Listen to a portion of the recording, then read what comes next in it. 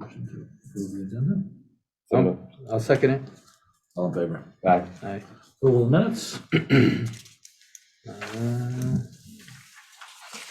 Yeah, oh, I did miss that one. I tell you guys, I missed that meeting. Yeah. I didn't. Okay, I'll move it. It's just two of us. Yeah. All in favor? Aye. Correct. Any public participation? Ally, thank you. Nobody on. Oh, also, Ms. Mangan is not available tonight. Laura, I think is available. Yes. Hey, Gary, Yes. Oh, is there something? the agenda, The I agenda? want to put an adder in there on facilities for the Torrington driveway. The bid's coming back tomorrow, so just want to have a brief discussion on that. Okay. I have to ask for a motion for that. Yeah. Okay, Sorry motion about to that. add the Torrington driveway. Yeah, I'll move it. I guess it'd be Roman number 4. Yeah, Yes. before. He just wants to talk Before, about I'm sorry. Bingo. All in it. You favor? can I comment. don't want to talk about nothing. That's all good.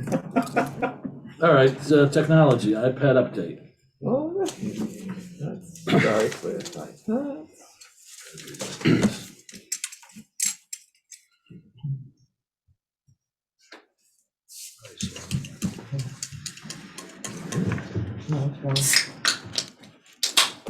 So give you a whole tech update. iPads? Oops. So our team has gone literally crazy over the past 2 weeks or so, and setting up, enrolling, inventorying, barcoding, and setting up in teachers' classrooms, 660 iPads. You can see what some of these boxes look like. Each of these boxes, 10 iPads. So yesterday we finished Torrington. Today we finished Vogel. So all these are complete. As part of the iPads, they're customized. They look like us. They represent Torrington. They're engraved, so you know they're from Torrington. So if they get little feet, we'll find them very easily. But we're also able to customize the screens. We knew it wasn't going to be an option if a teacher says, could you get this app installed on 200 iPads? We're not gonna go around to 200 iPads. Each one of these iPads is set up so a teacher can go in, request apps. We have a process for that. We get the app request and we're able to push it out to the entire classroom within minutes. Who has to approve the app request? I do. But when I say within minutes, the app itself has to be vetted and conform to privacy standards. So it can be done in minutes, probably take me a day, only because I read through all the 85 pages of fine print. Wow. And make sure that all information stays safe. Awesome. So we had our professional development day on, I meant to type 11/2, but I will fix that on the handout. It's on 11/2. And we didn't just learn about iPads, we learned about software that something called Lumio, which our teachers can use to interact with the iPads and the students. So for example, you can create worksheets like you have up here, and each student can circle the right answer and the sight words. The teacher can see things in real time. The teacher can give real feedback, also in real time, and is really able to interact with their classes. You can create little quizzes, little games. It's a really nice platform, and it integrates with the smart boards in their rooms, or interactive whiteboards, really anything. The software is essentially what Smart used to make, but it puts it into the cloud, and it's made to work with any device. So it doesn't just work on the iPads, it'll work on Chromebooks for higher grades. But we started with K1, and Smart was nice enough to give us 3 hours in total of free professional development. And our K1 teachers really enjoyed it. We got some great feedback from it. So the next part is our E-rate update. And so this is on purpose blurred out but that's what our new network is going to look like. So we set up a staging area at the high school, our switch configuration. So what these switches do is these switches will sit at each one of our buildings, and they're going to be responsible for interconnecting them like they are now. But moving forward, it'll be our network. It will no longer be a managed network. Now it will be managed by us, and saving us about $150,000 a year for doing so. The switch configuration will be complete on Friday. We're going to run a 2-building connectivity test on 11/18 around 4:40 p.m. once everybody's gone. Stage 1 implementation. So that's the fun one. On December 27th, we're going to shut down the entire district for 4 days to make this transition. During those 4 days, only within the first day, everything will be completely shut down. We will make sure that people who need to have access to the internet, they continue to do so. We'll work through other wireless abilities or move them to the high school, but make sure that everybody who's going to be here during the week is able to work. But the total complete shutdown will last 4 days. But after that, we'll come back up on this new network.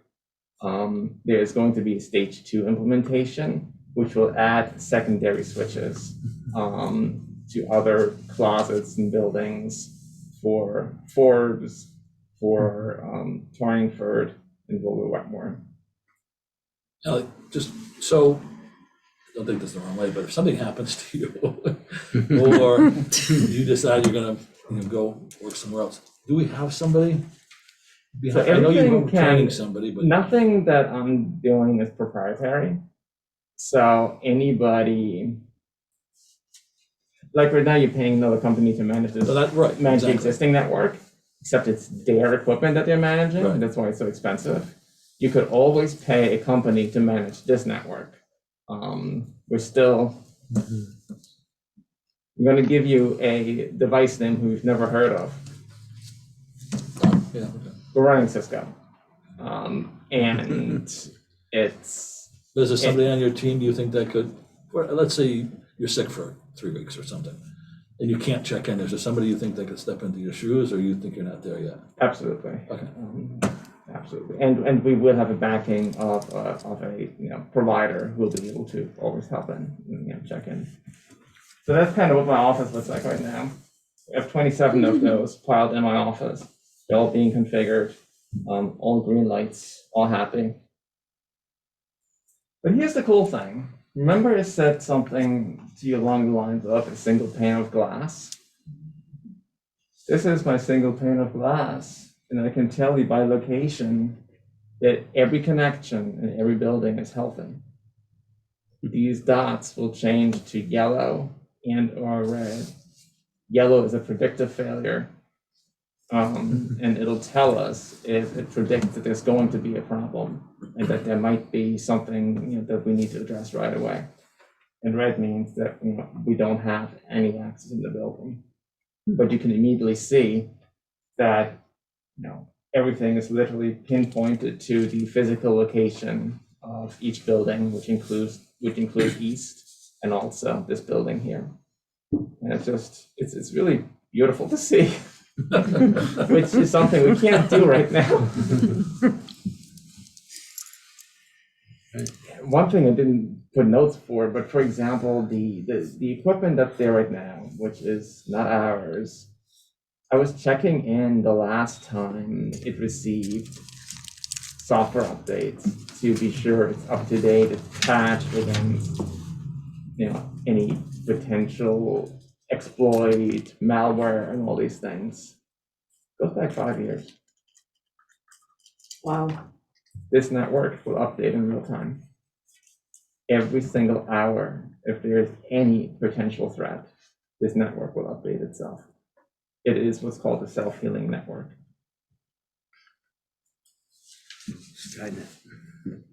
Moving on, website SSL certificate. In the past, you've seen that if you have used an updated computer, updated browser, it would say that you go to torrington.org and it says it's not secure. We fixed that by setting up what's called an SSL certificate, which encrypts all traffic. And now it says the connection is secure.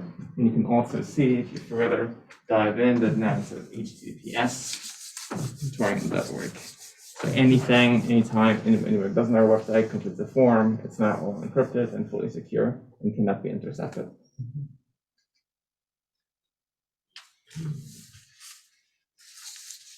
And something we have been working on for the past 96 hours? Seriously. Can I just do a Yeah, quick? absolutely. Yeah, just I'll because bring this is that the to you and first then I'll time come that, back. thank you, Ellen.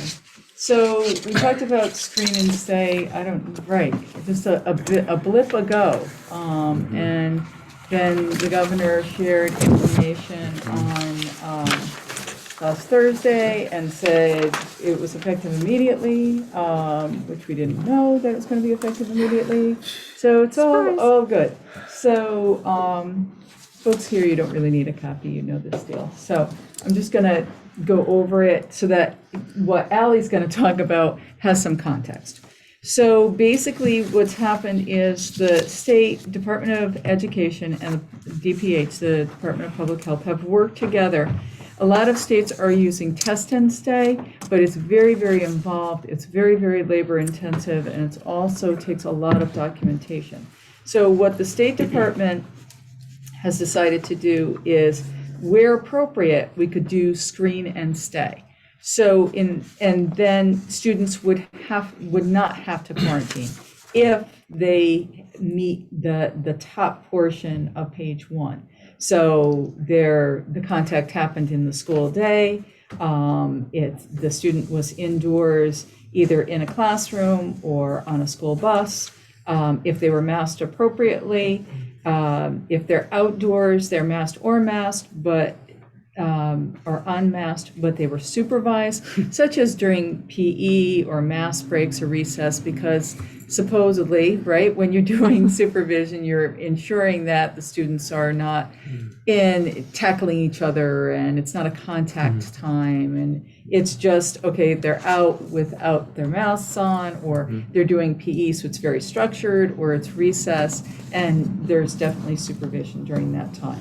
So, and then most importantly, that the close contact remains asymptomatic. So Allie's going to show you in just a minute the whole list of symptoms. They're very similar to the symptoms that you saw, or the checklist when that CIAC gave us at the beginning of the season that we used during the summertime for our athletes. And it's those symptoms that are very, very familiar to you. No taste or smell, sore throat, congestion, runny nose, nausea, vomiting, diarrhea, fever, cough, shortness of breath, fatigue, muscle or body aches or headache.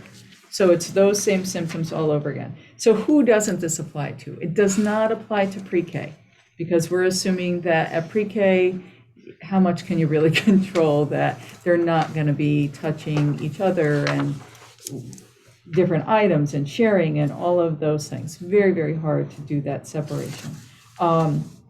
Any cases where the transmission was outside, it was extracurricular activities, it was sports, it was birthday parties, dining out, sleepovers, any of those things. Or if the contact was during cafeteria time and the student who's positive always sits with the same 5 students, and so those students are within 3 to 6 feet, and so those students would still be considered a close contact. They still would have to quarantine for 10 days. But that's going to be the rarity, and it's going to be a very small group, which is really wonderful. For the students who are just the transmission or just the connection within the classroom, they can do screen and stay. Remembering that the parent can choose whether they want to do the 10-day quarantine or they do the screen and stay. It's really up to them. Same thing for our staff members. They have the right to choose. That's how the governor set it up. Okay, so just what I passed out to you gives you that guidance. In addition, if the parents decide to do screen and stay, they have to comply with Appendix 1, which is an understanding of what screen and stay is, and then that they are in agreement with the screen and stay protocols, and they are willing to check, monitor their student, their child daily for those things that I had mentioned in terms of symptoms. If the child develops any one of those symptoms, then they would be out for the 10 days of quarantine. And then what they could still do is test days 5, 6, or 7. And then if they test negative at that point, they could come back day 8. You can't make this Sue's up. got a question first. I just want to add to this, Oh, just okay. because this was so confusing and it was asked on the DPH call every week, because this does not make any sense. So even though they're allowed to stay in school, they Correct. have to quarantine for extracurriculars. So they can go to school all day, They can't, but they cannot go to sports. which is, That's not my question. But it's on page 1 at the bottom, so I'm I sure saw that. I read some that parents earlier. are gonna have an upheaval about that, but it's on the bottom of page 1. Go ahead, Sue. The good thing about a lot of, just in response to that, and I'm glad you brought that up because that's very, very true. For students who are vaccinated, just remember that those students will not have to quarantine. I just wanted to add. Okay. Go ahead, Sue. Do they have to fill out this checklist and hand it in every day? No, so back page. perfect segue. Thank you so much. So that was wonderful. Drum roll, Ally. Ally has made it easy for our parents. So, So we created the forms for the daily, But, so they do have to check in daily? no, Just not on they paper? don't. It's just a reminder that they have to monitor daily, but they just have to, this was a new twist as of Tuesday, that parents only had to do it once, because originally, you're right, Sue, it was going to be every day for 14 days. So then the state decided, no, you don't have to do that. That's what we heard on Tuesday. So now, yes, they're going to daily monitor it, but they only have to fill out the form once. So when the nurse or the admin calls and says, your child is a close contact, if your child wants to do screen and stay, you need to monitor, but you need to fill out these 2 forms that I'm going to send you via email, the understanding and the agreement, okay? And then this sheet. So we need to receive 2 forms from parents who agree. So Ally's showing you the one. don't we go for both, actually? Yeah, that'd be perfect. Yeah, we'll go for both. So here's the first one. And it's bilingual, it's English and Spanish. Should Appendix 2 have a spot for student or staff name and the contact date as well? Because it doesn't have any, We'll get to that. anywhere to put their name. Yeah, Ally, these were the forms from the state, so these were just the initial of what we got. Ally got new and improved. Oh, so these Okay. aren't the forms that we're using? No. No, I'm this is showing you just, yours. this is just the model, and now Yeah. this is live, and then Ally will actually send you the hyperlink. Literally, this is just happening in real time because Oh. Right we now. haven't had a lot of time, right, now, as we to sit do here. this. So So we can, this- we can yeah. select our school, so we'll go to Southwest. And then student first name, student last name. Mhm. So that's the initial Form 1. And then it's all the I understand, I agree. There it lists the initial symptoms, but I'll show you in Form 2 in a second what that looks like in the other. And then here is your, like you said, your guardian's signature and also today's date, but also the form will timestamp the moment you hit submit. So here's what the second one looks like. I'll show you the well, actually, I'm gonna show the Spanish one. We'll go to Forbes this time. So student first name, student last name, the day you're starting recording, the symptoms. And then here are all the symptoms. So I'll go back to English because my Spanish is minimal.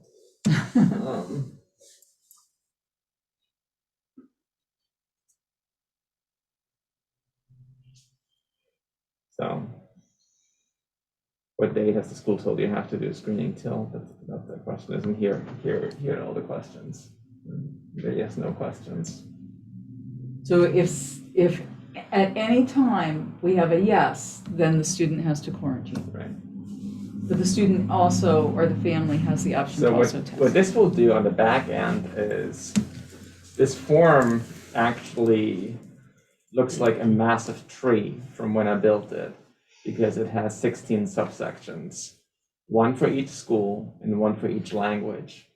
From there, it goes into, so from the 16 subsections, it only goes into 6 different spreadsheets for the nurses. So they will see their responses based on just the building, but both languages. There are formulas built into these spreadsheets so that each submission, the nurses don't have to go through and check, 32 answers. Every single line that's submitted and anybody said yes, it'll turn red. So they will know in real time. For For symptoms. symptoms, and then they'll know all the submissions they've gotten their no's, you can very easily see that they're no. Because we're trying to make it easy for the nurses as Yeah. well, because otherwise it's a lot, right? So So Sue, there's no testing requirements. So if they have the symptoms, then they can go through the testing route. Right. But this makes it really easy, Yeah, I because agree. if the transmission, which they were just having the contact in the classroom, and then we weren't seeing any transmission. So it was so Right. very frustrating for our students and for our parents. So this makes it a lot easier. The only time is, like I said, consistently, if their best friend that they always sit with at lunch, because we tried. We can't do more than 6 feet in our cafeterias. We can't figure out a better way to do that. So, and it's going to be few and far between.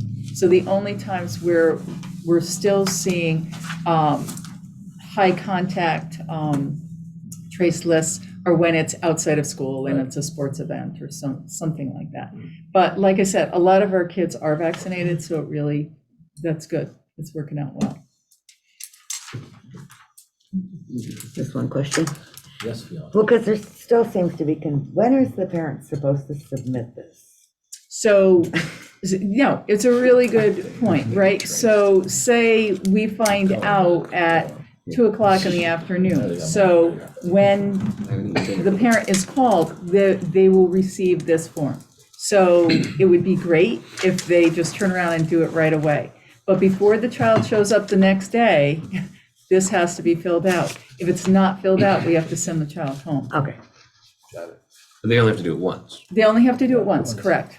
So then they probably wouldn't be saying yes to any of those symptoms. They're just Not gonna in the lie. first day. Right. So then, So- right, but if, Right. then supposedly they're looking at it every single day, okay? And this is a good faith effort.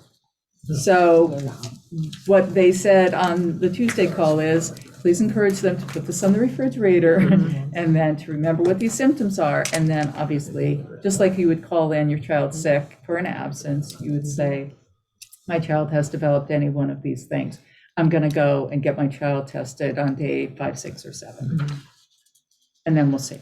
So And they is- have that option. As far as like something coming back on a report to the nurse that's red because somebody said Right, no, so then, that probably wouldn't happen.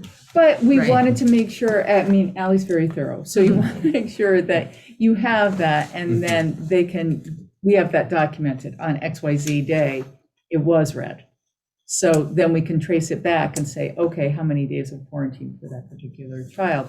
Or then if they're in the testing window, it just gives us a frame of reference for documentation. So it does help. That's it.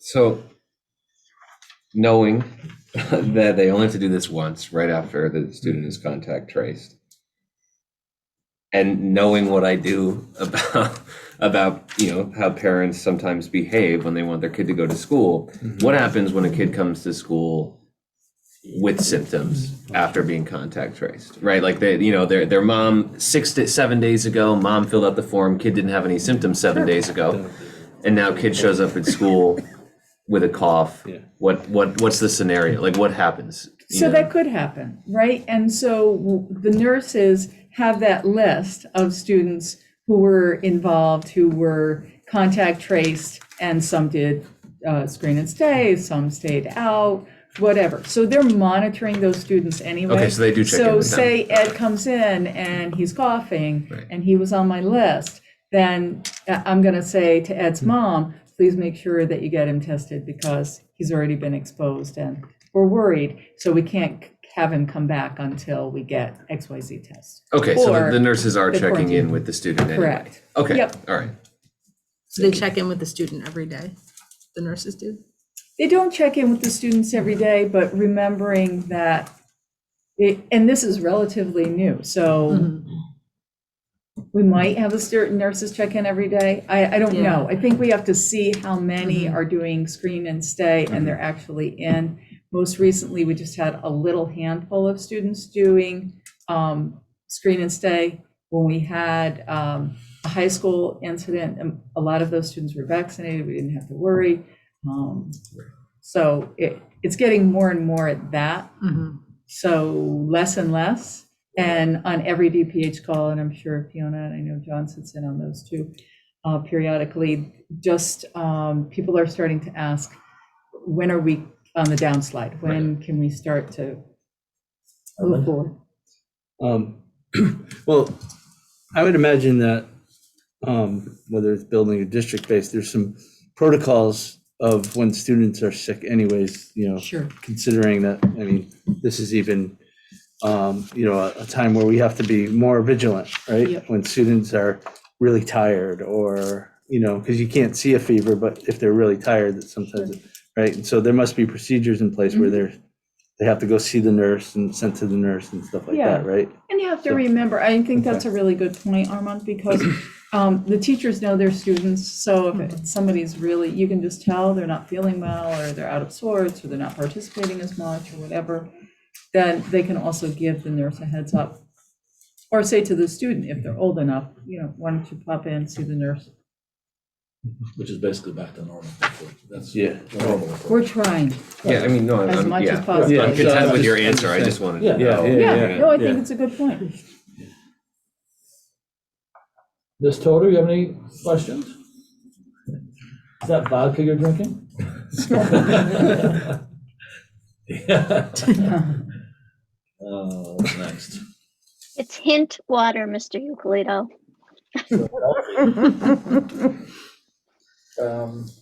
Facilities, are we all done with, Al, you all done? I'm all done. I don't know if you have any other questions regarding the other topics, but. Oh, I'm sorry, that's John.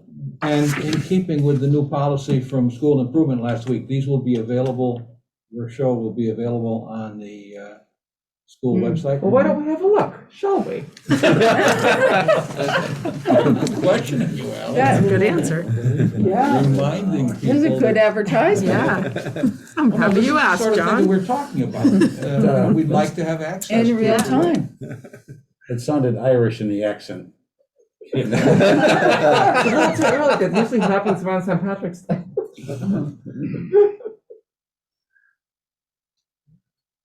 So, technology and facilities. This is for the new Dropbox thing for all of our agendas and minutes. Also just goes in the publicly available drive. I love it. That's how it should be. And then everything's There we Look there, how fast that is. Everything That's amazing. including the video. No, this will be a huge improvement. The video will as far go as there, finding too. materials and. Maybe we can move it to the city. Maybe we can move it to the city, let the city Thank you. utilize this box. They can set up their own Google Drive. For Takes a few entertainment minutes. value, I could recommend those DPH calls. Thomas is particularly fun. Oh, my. Oh, goodness. Understands perfectly. They mute us too, so that we can't say anything. We can do something. No, they don't. No, they have it. You But they can cannot. see you. Your ID is in a mute only. Yeah, they say that at the beginning of the meeting. Yeah. Window update. Okay, so we have the invitation to bid. We are ready to go. Invitation is going to be opened for 12 p.m. on Monday, November 15th. That's this coming Monday, for bids and documents to be picked up. And then there will be a mandatory pre-bid conference on Tuesday, November 23rd at 3 p.m. at the Torrington Middle School. Any interested bidder has to attend that mandatory pre-bid conference. If they don't attend, they can't bid. We will receive bids back on the 7th of December. And then there'll be a review at that point and then decide who's going to be the successful bidder, and there'll be awards later on. We hope to have the award probably just after the first of the year. How does that work? I don't want, without getting into a lot of, what? No, I'm sorry, I heard you. I lost my train of thought. How does that work? You mean the whole process? The bidding, so you get all the bids back. Where does that information go for determination? So Lynn and I would sit down, and the bids actually come back to the Director of Finance. Okay. Then Lynn and I would sit down and we would review the bids. We would unqualify anybody who didn't meet any of the bid requirements that were required in the bid packet. Uh-huh. And then after that, it would come to facilities meeting for a pre-approval, and then onto a board meeting as an action item. Okay, good. So you vet everything beforehand? Yeah, correct. Oh, perfect. Okay. Thank you. Sorry, can I just ask one question? Just when would the windows actually get done? I was thinking. Summer of next year. Okay, I was thinking maybe we could So do the it between reason why- Christmas and New Year. So the reason why, and we had discussed this before, the reason why we're going out to bid as early as we are is because we are concerned about the supply chains and the ability to get the aluminum, which is really the thing that's probably the most, has the most backup in supply. Is it? The roof. Yeah, go ahead, you go first. Oh, just a quick question. How long, so once they start the job, how long do you think it's gonna take them to? So it has right now it has a start date of the 20th of June. That's pending. That's going to be a moving target at this point. No snow is going to happen this year. And Right, Thank you, that's right. Yep, I no already- snow. There is no already snow. decided. S word. That's Even though John wants to ski, there will be no snow this You will year. be skiing in Vermont and New Hampshire. We already clarified that. So that'll be a moving target, and the substantial completion date is the 30th of August. Okay. And a final completion date is September 25th, I believe it is, for everything to be complete Right, 100%. Now, why isn't that on the, I just don't know, the middle school capital plan? Is that Because it's not on the capital plan, because it's not a capital item, it's coming from Grant. the coming from grant the- funding. That's coming from the city now? Yeah. No, ARPA money, It's coming ARPA from, money. it's coming Yeah. from our ARPA I've already fund. lost track of what's going on with Yeah. that, so. ARPA money. But It was on the originally. capital plan, but it was removed Right. because we have a funding source for it. The capital plan is, we're looking for a funding source for that stuff. That's it on windows. TMS roof. Okay, TMS roof, it's gonna be an interesting discussion. Gary, you were right. That doesn't matter, but. Good. Okay, so Don't ever say that again. It's Let me tell you what. I hope that was That's recorded. All right, so here's the deal on the roof. As much as the coating system would be a viable solution, it is not a viable solution because as Gary had suggested, and it did come to find out to be true, that the state would require an increase in our value of insulation for the restoration of the roof with the coating system. I talked to Mike Molson from Region 14, and I also talked with Slam, who was the architect at Region 14. And the reason why they were able to use it in 14 is because it was a multifaceted restoration as new project where our value was increased in the building, which therefore allowed them to use the coating on the roof and keep the existing roof. Not going to work for us.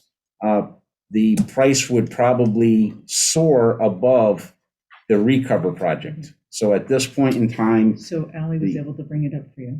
oh, okay. So at this point in time, the way that we would be looking to go is for the recover, metal recover. Which is what we kind of ended our meeting on last time. Right, we thought that was the best value. The question I have on this is, why didn't our architects pick up the, I mean, we hired them to do a review. There's no architects involved at this point. Oh, I thought you had not KBA. Castle No. Blues. I thought you would get. No, Castle Booze is doing windows. Windows. Castle Booze is doing the window project. We have not done anything with an architect yet because we still haven't gotten to the point where we need to get to a point where we come up with a decision. A lot of that work's been my work. And then we have to come to a point where we have to get those letters of agreements, and we have to go to the city for the bonding money to put a architect on via the money that's already set aside at the city level. So, Don't you, I mean, that may put us in a position again where we're still off on our numbers. I mean, shouldn't we have an architect at least look at the detail and give us an opinion as to? well, the sort of behind the scenes, the architects have been involved with me in this. All right, they haven't been officially on. I'm getting opinions from them, an unpaid opinion, let's say. Are they going to stake their name on it? Not until you hand over the money. No. What have we done in the past? Because like this, for instance, and we went through a lot of ups and downs and spent a lot of time. So In the future, should we at least have an architecture review? I mean. So in the past, Before you. I don't even no, remember. well, I can talk to the roof project at Torrington Middle School, right? The roof that we just did. What happened was the money was approved, so there was a lot of money, right? A bonding amount of $700,000. So then the city developed a building committee, created the 3 resolutions to go to the state. Once that building committee was formed and the money was made available, the architect was then put onto the project, and then the project was started and developed. All right. We're still a little up in the air on some of the money. We did meet with the mayor, and we talked about some of the funding great. sources. Oh, Ally, can you sweep it up there? Yeah. Yeah, we did meet with the mayor. We talked about some of the funding sources. She's seen this document. She heard both sides of the argument, and Well, I'm not saying you're. basically, we were told that whether we went with a restoration or whether we went with the recover, that the money was available. I'm not questioning that. I'm just saying typically, I would never, and I want you to do the same thing, I know that. If I'm gonna do a roof over, I'd call, I'm not blaming you, an architect that I knew and give them a couple $1,000, $5,000, in this case, a project this big, to review and give us some detail on how the roof needs to be done. For instance, the insulation, that would have been addressed immediately. Those kinds of things. So when we do go to a contractor to get budgets, they're not coming back to us and say, Well, we're not even close to the point of going to contractors to get budgets, right? This is no different than your high school building project, where it's very convoluted, where the state says, okay, we want you to give us an estimate on what it's going to cost to build this school. You give an estimate, then you go through all the resolutions, you develop a building committee, the funding gets approved by the taxpayers. Now you hire the architect, and then the architect blows the budget out of the water. that's my point. I mean, Right. the mayor may think I think she might in some ways not know all the facts because there is no detail on this. And I'm not saying it's your fault, but she might be better served and might save some time and effort if we did, or if the city did it. I think they should be doing all this anyway, but if they had some idea that our construction, and it's not everything, but it's a roof or, HVAC and those, the mechanicals, but I mean, we could be a year down the road and find out we missed another detail, and it's another $2 million because we may have been able to go the other route because it would have been less. I'm just saying for us to go all the way down the road, I think as a community is a mistake, but that's not your choice. So, yes. Quick question. I think one of the things we asked was if we could find out how much is in our capital reserve account For this project, for just in general for us. they do everything specific to a Okay, project. so for this project. For this project, it was about 523,000, but they're still expecting some more money to come back, It was the referendum amount, I think. plus the 700. Okay.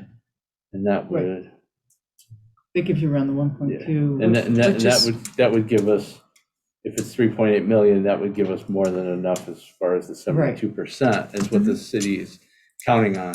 Right. you know? Correct. But they would have to say that they're gonna go ahead with the whole project. They have to fund the whole project. Correct. So, yeah. And she So said that's that they had enough in their capital reserve to, To fund the project. yes. Okay. As long as they're willing to do it. and they Never have the seems to money. work out that way, though. Hey, I'm not blaming anybody at the City Hall, it just never seems to work out that way, because we don't have, again, it's not your fault, we don't have a good guidance as to, you know, where, more conservatively, I mean, where the job could end up, that's all. I mean, you looking at electrical or HVAC project, it's easy for you because you understand it fully, you know, and you understand the codes and those kinds of things, but other than, I mean, other things that are structural, you know, there's a lot more risk in structural things.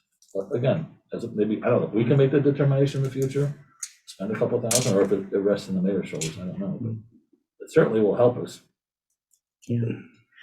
I mean, my concern is the escalation costs too, just Well, that- as we're going through with the new building. Mhm. Oh, You know, the no, there's- escalation costs are There's huge. certainly something to consider, that Yeah. there would be an Supply escalation cost because of supply chain issues and stuff like that. Yes, there could be an escalation in this, you know, so. So do you think we should have, because they can figure that in, I mean, that's what we talked about at building So- committee last week, Right, was so the- materials so and the- escalation. So the question really is as long as everybody's confident with, or comfortable with what I've proposed, we've narrowed it down to one option, you're comfortable, right? Then what we would do is we would have to develop a set of resolutions, that those resolutions would then go to the mayor. The mayor has, and Ms. Lombomsky has resolutions that they have to sign, that we can start the process with the state of Connecticut and then bring the architect on board and do the development of the project to come up with final funding.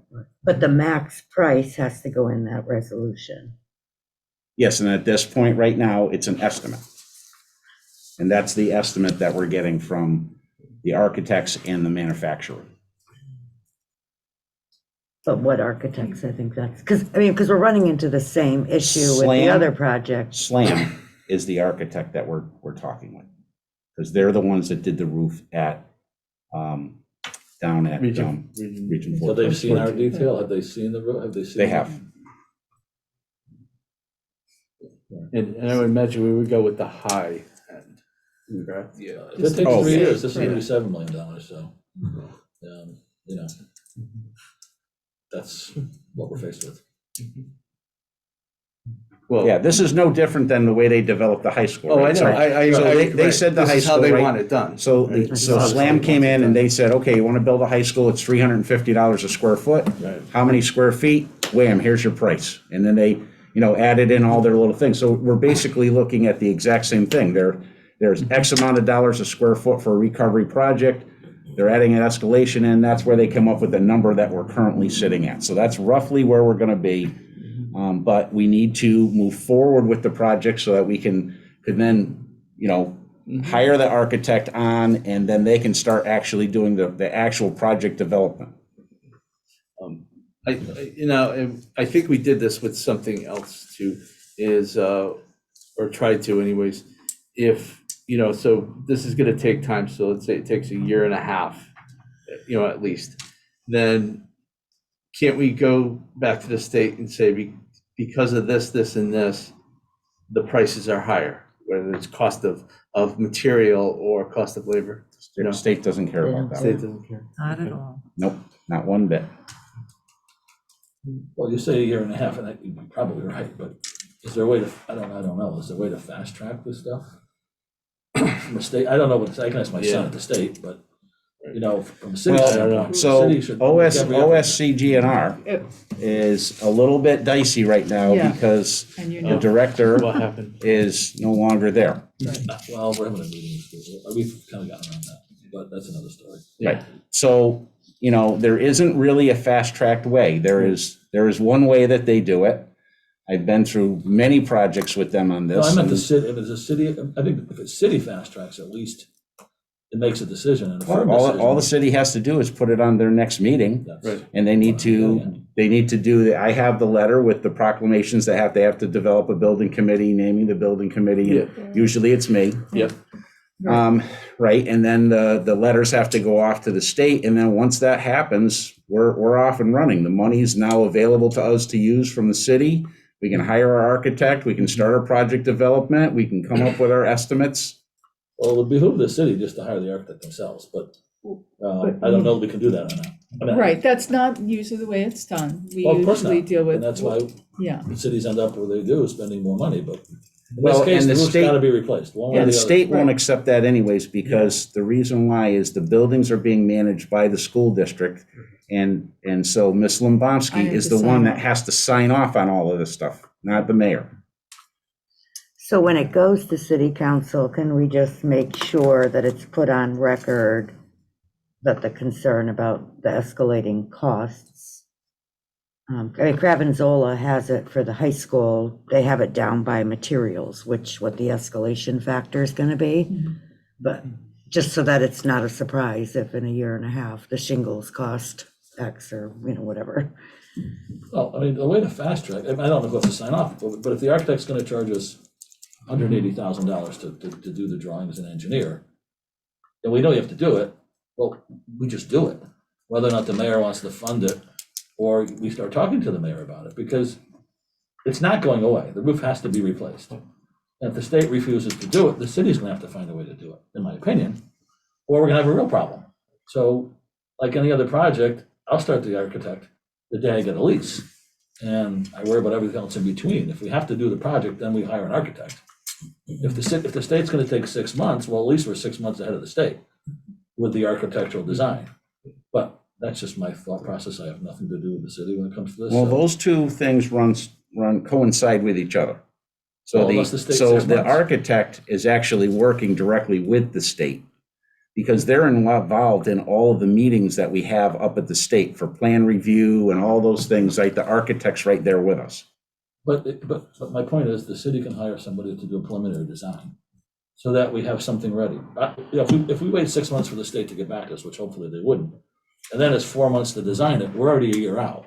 And then we can expedite that schedule if we really try. Well, and the difference with this one may be that we're not bonding the money for this project. It's already Oh, we're sitting not. in capital reserve. So in the All of it? past, we haven't bonded the money, so we don't have any money, but in this case, it's sitting in capital Right, reserve. we already have the money. So I think we just need to approve this at the full board meeting and say we want to move forward, That's what I'm saying. and that's We it. want to move forward, Yeah. and Right, and then, then- And I think we'll Go to do the this, and then Then we'll when go you to the guys next city week, and right? we'll. Right, next week. Council. Next week is our full board, Move it so, along. so next week is our full board. Right. That's what I think we should do. Put it on Once, as an once action you, item. once we approve it, then it goes, then, John and Sue do their thing with the city, and then it's And we can going. mention that the building committee has a meeting with Petra on Friday, some people, so we can ask them on Friday morning. We do. I told you, it's a Microsoft team, did I tell you? No. Yeah, I thought I did. Anyway, that's my, well, I better, just told John about it. So. But we will be talking to Petra on Friday morning. We can ask the question. On this particular one, I'll just ask them, what do we do to expedite it? They know there's a problem. They know that because the cost is moving, there's been an interruption in our process, and it's hurting us. So, we'll ask, but I think we should ask the city to go ahead and, give us the okay to at least suggest it at our budget committee. So first step is our board meeting, Right. and then turn me loose. right, Then it's- right, because Okay. you'll be the building committee. Yeah. Yeah. There we go. Okay. Yep. Everybody's all set on that one? Yeah. Okay, elevator update, the bids went out on, yesterday, they're due back on the 16th. So what we did was we did go out and request, proposals, or actually, request for quote on a set of specifications that we developed for elevator maintenance. That will help us to, we don't expect to go right into it, but that helps us to develop our budget for next year, because we want to get that into our budget for next year. So we would be looking at some kind of numbers on what it would cost us for elevator maintenance with one company. Right, so that's just a quick update on that. Torrington driveway. Torrington driveway, the bids went out last Thursday. Mhm. Pre-bid conference was last Thursday morning. If you drove up or along Torrington, you saw the stakes and the tape. I staked out the driveway so that it was fair bidding for everybody. It was spelled out very clearly on what we were looking for in the bid packet. Bids are due back tomorrow. After the bids come back at 11 o'clock, Lynn and I will sit down and review the bids, go over them with Sue, and we'd like to award right away because we're up against asphalt plants closing.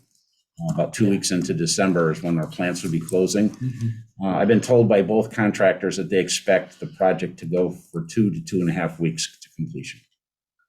I looked at the stakes, where it turns, I don't know what kind of radius you have there, but when it turns right, I would suggest, instead of a curb on the right side, put a mountable something, because, no offense to moms and dads, but someone in a nice big Suburban might be what kind of curbing you doing? No curbing, Oh, there's no curbing, oh, okay. no curbing. Right. How wide is the Problem drive? solved. Yeah, well. 12 except feet. there, I think on the radius on the right, 12 feet I would wide. put some sort of extra width there, because they're gonna be going over on that radius, it's a tight radius.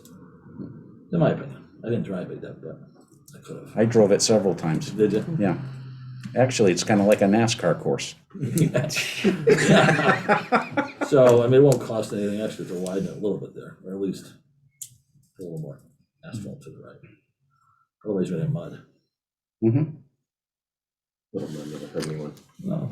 So this is what we'll classify as an emergency project, as it's escalating daily Oh, yeah. to a pretty bad situation. So they're gonna close tomorrow. Tomorrow bids You due back. guys will decide. And then how soon could they start work? I was told that both contractors would be able to start on Monday of next week, Monday or Okay, Tuesday. so of does next week. anyone have a problem with them starting before the board meeting, as long as it's in the parameters of what we agreed to for Can- cost? Is that possible? Doesn't the board have to vote to award the bid before the work can start? Not if it's technically an emergency. Yeah. So technically, if it's Yeah. an emergency, they could do it without involving the board, but Okay. that we decided to not do that way, but. We with- certainly will bring this to the full board Right. to let us. My I'm fine concern with is your the decision. asphalt I just want to company make sure no shutting one's gonna down get in and us trouble. not being able to get it. So we've had police officers up there every day, Oh, just to the yeah. point we have to. I'm fine with whatever decision Get they this make. I done. just don't want anyone to get in trouble. As long as it's allowed, I'm fine with it. I mean, unless anyone else doesn't deem this to be an emergency project. No, I certainly would consider it so. It's an emergency project. I've driven by there many a time. Yeah. So I live right down the street. Yeah. Yeah. Many a time, and yeah, someone's gonna get hurt, something's gonna happen. It's There's gonna be been a bad couple accident. It's gonna- accidents. Yeah, Yeah. it's gonna be bad. That's what I foresee. Confrontations. Yeah, I mean, whatever, well, you know, it's gonna be bad. Driving bad.